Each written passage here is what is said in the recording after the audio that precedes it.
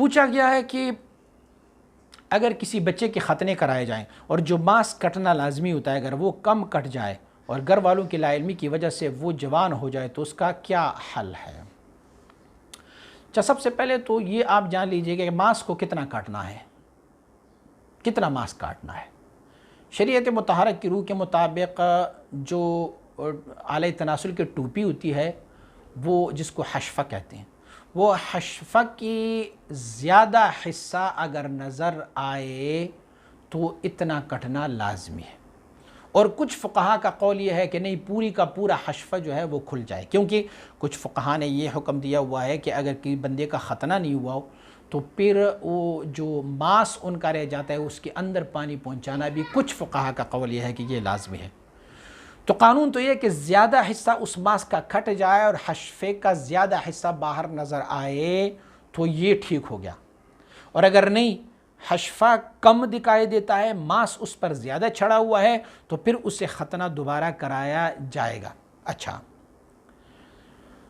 کچھ لوگوں کا یہ ہے کہ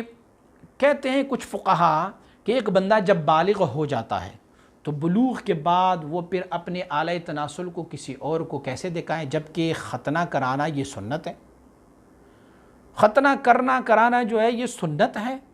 اور ستر جو ہے وہ فرض ہے۔ تو سنت کے لیے فرض کو کیسے اجاگر کریں، فرض کو کیسے ختم کر لیں، فرض کو کیسے ہم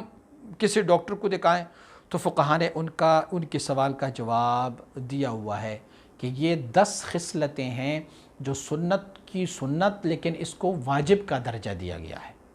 اور واجب کی درجے میں یہ حکم ہے کہ اگر کوئی طبیب اور ڈاکٹر عام طور پر بھی کسی بیماری کا علاج کرے اور وہ جگہ سطر میں ہو تو بھی طبیب کے لیے دکھانا جو ہے وہ جائز ہے۔ تو اسی لیے آج کل تو بہت آسان طریقہ ہے، کسی ڈاکٹر سے کروائیں گے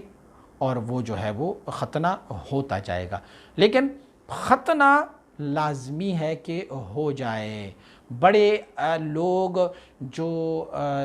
دین میں شامل ہوئے، نئے شامل ہوئے ہیں، ان کے لیے بھی فقہا نے ختنے کو لازم قرار دیا گیا ہے۔ ڈاکٹر کو اپنی علاج کے لیے آپ ہر جگہ دکھا سکتے ہیں، ڈاکٹر کے لیے اجازت ہے، تو اسی لیے ان کو ڈاکٹر کے پاس لے جائیں اور ان کی ختنے دوبارہ کروائے جائیں۔